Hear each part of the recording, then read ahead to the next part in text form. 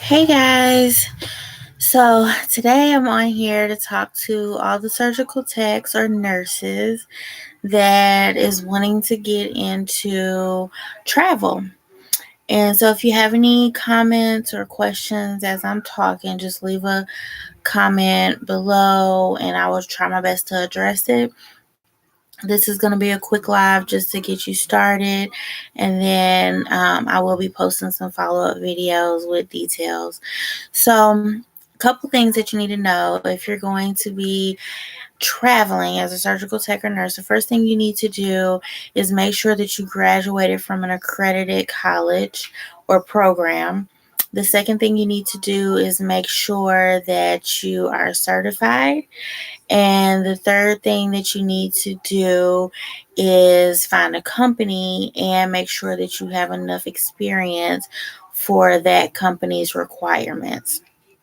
I always recommend to everybody when getting into travel to at least have 1 to 2 years of experience, just so you'll have your base knowledge of what you need to get started. It usually takes about a year to get all your basics, get yourself in your comfort zone, and then it takes another year for specialties like such cardiac or ortho, pediatrics, etc. So I always say get 1 to 2 years of experience before starting to travel, because when you do start your travel, you're not going to get orientation like you would if you were going to a hospital where you were starting your own job, like as permanent staff, where you get like a few months, 3 to 6 months or longer of orientation. For travel, your contracts are only going to be 3 months. So the most that you may get is 1 or 2 days, and that's pretty much to learn your way around the hospital, learn the sterile core, sub-sterile cores, and get a little bit of FaceTime in with the surgeons, get introduced to the staff, and just do like your basics. But other than that, you're going to get put in a room and it's going to be a go. They're going to expect you to not know doctor specifics, but they're going to expect you to know the basics and be able to get through the cases that you have signed up for. So when taking contracts, make sure that checkoff list that the company wants you to fill out, make sure that you put on there what your experience is. So first 3 things you want to do, you want to make sure that you graduated from an accredited school or program. You want to make sure that you're certified, and you want to make sure that you have that 1 to 2 years of experience to just know your basics and be able to get through a setup at any hospital that you walk into. Once you get past that, the next thing you're going to do is find a company. So when searching for company, there are thousands of companies for travelers. So you don't have to settle. Make sure that the company you go with is going to give you exactly what you're looking for, exactly what you want out of your contract. So what I always recommend is do your research.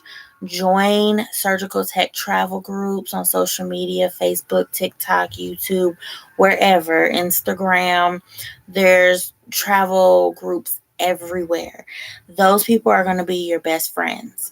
They're going to tell you what hospitals they've been to, what their experience was, if it's a good place to work, if it's not a good place to work, the things to look out for, and the expectations of that location. So being in travel groups is really good. Also, we share a lot of information with each other in travel groups. So a lot of times when newcomers come, everybody kind of caters to the new people that are new to traveling and like, okay, we don't want you to make the mistakes we made.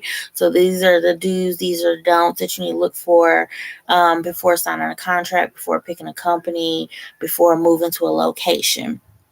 Now, once you get your company picked out, once you have your certification, your experience, and your accreditation, you're ready to go. So the first thing that you're going to do when you sign up with that company is they're going to give you a checkoff list. And that checkoff list is going to have all of the experience on there that you do or do not have. Make sure when you fill it out that you do not embellish. Make sure that you are honest with what you're good at, what you're not good at, because they're going to base your contract based off of the experience that you tell them you have. So it's going to break it down by service lines. Ortho, there'll be a whole checklist for ortho. There'll be a whole checklist for neuro, for plastics, for pediatrics, for GYN, etc. All the different pods or specialties, cardiac, whatever it is, there's going to be a checkoff list, and you're going to need to fill all that out. And once you get, really set up, then your company is going to send you all your I-9 and paperwork and all that stuff that you have to fill out. But that's something that your company will go over with. You don't really need me to go over that with you. But if you do have questions about it, you sign up for a company and you have some questions, then just, leave me a comment below and I will come back and talk about that with you. So another thing that you want to do before talking to your company is make a list. Make your own personal list of what you want, what you don't want. So I call it the do's and the don'ts. Your locations that you want to go to, that you don't want to go to, that you don't really care about, you're indifferent. Put your shifts. Do you want to do 8 hours, 10 hours, 12 hours, nights, days, weekends? Do you want to take call? Do you not want to take call? Your location. Do you want to go to locations that are, like Hawaii, somewhere that's going to be fun and you can kind of be on vacation when you're not working? Or do you want to go to the higher paying location? So, for example, Minnesota is going to pay higher in the wintertime because they get so much snow. So, it's an undesirable contract per se. And so, if you're going based on the pay rates, then you'll want to look at that. But also be careful when looking at pay rates, because sometimes you will pick a place because they're paying so much more than everybody else, but there is probably a reason. So it could either be like a hospital that can't keep people employed, it's not a good hospital to work at. Or, like I said, the weather conditions are not great. Sometimes destinations like Hawaii, Florida, they're going to pay a lot less because they're going to feel like you're coming to a destination. So that should be like payment. But no, you want to get paid for the work that you're going to do. Also on your list, you want to think about your housing. Are you going to be traveling alone? Are you going to have a travel buddy? Are you bringing family and kids with you? All of that makes a big difference too, because you get a pay package with each contract, which is tax-free. Stipend is money for your housing that you get every week. So depending on who's going to be traveling with you, the size of the accommodations that you need, you want to look into that too, because you don't want to spend your whole check on housing and accommodations. So you want to look at that too, so you can make sure that you get a contract that's going to pay enough to cover what you need done. Then another thing you're going to look at is when you're picking your locations, make sure, guys, make sure that we put safety first. So that means do your research. Don't just go by your company. Your company is going to send you somewhere that you're going to get paid and you're going to get the hours that you've asked for. They're not going to take the extra mile, the extra step to make sure it's a safe place. So do your research. If you go to a city or a state you've never been to before, make sure you look it up. Make sure you look up the crime rate. Make sure you look up the neighborhoods that you're going to be in and work in. Make sure that the hospital is close to where you work. Where you live, based on if you're going to be taking call. Like, make sure you're within a 20-30 minute range, and then think about traffic. So like if you're in bigger cities like Atlanta, you might only live 15 miles from the hospital, but depending on what time, if you go to work at 3 in the afternoon, traffic is horrible. It's going to take you an hour to get there. So make sure that your location for where you live versus where you're working is going to work for a call and getting back and forth to work every day, because you want to make sure you're on top of all of that.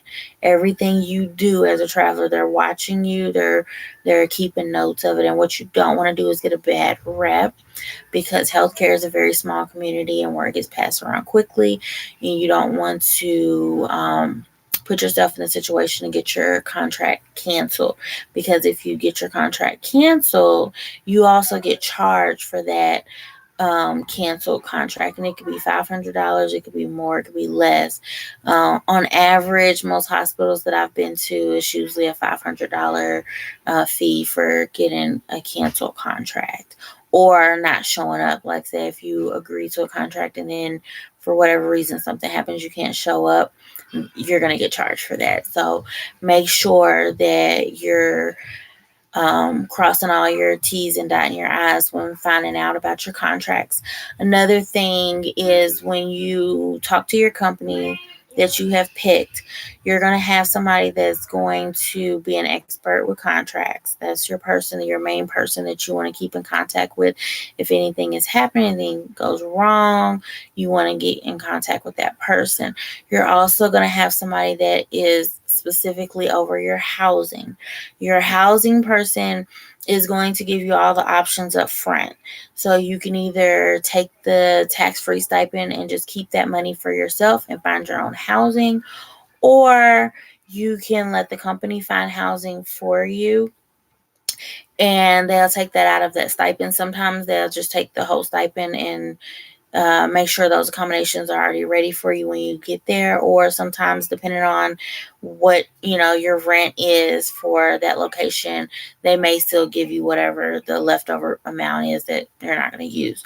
So look into that. And also, if you do have them pick your housing, let them know like things that are important to you, like maybe being near a grocery store, 30 minutes within the hospital, or upstairs, downstairs. If you have kids, you need 2 or 3 bedroom, or if it's just you, a 1 bedroom. Another thing is getting a travel buddy. So if you find another surgical tech or nurse that wants to go travel with you, that's also a really good idea. You have a buddy there.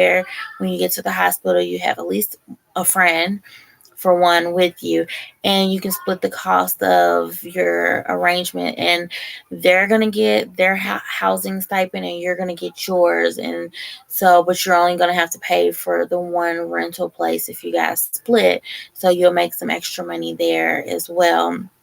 Another thing that you really want to make sure is that where you're going is going to be specific to the experience that you have. That's why I said make sure when you fill out that checklist that you are as honest as possible. You don't want to show up to a hospital that's near a ski lodge, for example, where they're going to have a ton of ortho and you have no ortho experience. You do not want to do that to yourself. So make sure that the hospital, what they're offering, is matching what you want. And you can always turn down contracts. Now, once you sign the contract, then you're legally bound and then they can charge you for it. But if you get an interview and as the interview is going on, you hear what their requirements are and they don't match what your skill set is, you can let them know, like, thank you for the interview, but I'm going to have to pass on this contract because my skill level is not matching what your requirements are.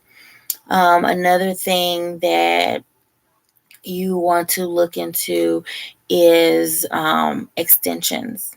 So a lot of times, if a hospital is really short staffed, they will offer you an extension. With each extension, depending on your company, because the benefits are different for different companies. With my company, if you do an extension, you get a $500 extension fee on your next contract, and it's usually about like the second or third week that you're in your contract that money will show up. All companies don't do that. All companies don't have extension fees, but you ask. So that's why I'm like, always make a list, ask questions, know the things that you need to know. And if you don't, that's why you get in these travel groups and they can help you out with that. But and also know that for every time that you extend, you can also ask for a raise. Now, you may not always get it. They're not going to cut your contract because you ask for a raise, so don't be afraid to ask for a raise. But you do have the right to ask for a raise every time that you extend. So make sure that you talk to your company about raises, about extensions. Also, talk to your company about the benefits as far as like health, dental, vision. Your companies all have it. Some is expensive, some's a little less expensive, depending on if it's you or if it's your family. But always ask about what the benefits are. See if that's something you'd be interested in taking on. You can always change your mind later if you want it on the first contract but not the second one. Then you can opt out. And then after that, you do your first contract. You get that first one under your belt, see how it felt, see, what you liked, what you didn't like. And then when you go back to your company, you let them know, like, okay, now that I've done a contract, there's certain things that I know for next time that I don't want or I do want to be added into my contract. Also, if you're going to do like vacation, you need to make sure that you get that put in your contract before signing the contract. So if you're going to work October through December and you want Thanksgiving off, then when you interview, make sure you tell them, I would like to have Thanksgiving off. Find that out up front if they're willing to let you do that or not. Now, I don't know if that's a deal breaker for some people. It's just an example, but you always let them know any vacations, holidays, any of that stuff that you want off, you negotiate that before signing the contract. Another thing is, if you do take on a contract, always find out if you are going to be taking call or not. Some hospitals don't let travelers take call. Some make it mandatory that you take call. If it is, make sure you find out how much call. Is it once a week plus every other weekend? I've seen a lot of contracts are saying like 1 weekend a month, like every 4 weeks or something like that, you'll have to take weekend calls. So usually you're there for 3 months. That's 3 weekends out of those 3 months that you will be responsible for call, and then a day during the week or whatever the contract is, whatever the requirements are. So make sure that you ask all the questions. They're not going to be upset if you ask a bunch of questions because it's just going to prevent a lot of confusion down the road. So ask all the questions, write your questions down so you don't forget to ask anything for your company and for your interview. Also, when you go in, go with a positive attitude. Always make sure that you're on time. Make sure that, when you're going on your lunch breaks, that you're coming back on time, that when you arrive to work, you're dressed and ready at the front for your start time. Don't lag in. Don't get too comfortable and pick up bad habits of employees. Like, make sure that you're on top of your game because you're representing yourself, you're representing your company, and that is your income. So you want to make sure that you look good, so they do offer you an extension if you like that location, or even if you don't, leave on a great note so that you can always come back. Never burn bridges. Like I said, healthcare is a small community where it travels fast. So make sure that you do those things before signing a contract. Make sure that you look into your location, your pay package, the skills that they're requiring. Is it an ortho contract? Is it a cardiac contract? Do you have to take calls? Is there a lot of call? Do you have to work weekends? Do you have to work holidays? Think about all that stuff. Make sure you write everything down that you can think of before your interview, and that way you'll be prepared and it's going to feel more like you're interviewing them. But that's what you need to do because you need to make sure that you're covered. And also make sure that If you do get with a company that you like and you have friends that want to get into travel, tell your friends like, hey, join my company that I'm in, because you will get bonuses for people coming on too. Some companies will give you a flat rate. Some will give you an amount based on the hours. I've like recommended a person, they did a contract for my company, and then like based on the amount of hours that they worked, and then I got a percentage as my payment. So always like tell your friends about it, get them going. And then also, if you get your friends in it, then you'll have a travel buddy too. You can go to the same hospitals, make it fun, see the world. Also, one last thing that I really want you to think about before traveling is, why are you traveling? And write that down. Are you traveling because you want to see a bunch of different places? Are you traveling because you just want to make a bunch of money? Or are you traveling because you want to build up your resume, your skill set? Because that's going to be important too on where you decide to go, what you pick, as far as contracts go. So that's all I'm going to put on this video. If you have any questions or comments, just leave them below, and I will try my best to address any questions that you have about travel, and either make another video or come back live tomorrow and address those questions. So y'all have a good night. Peace.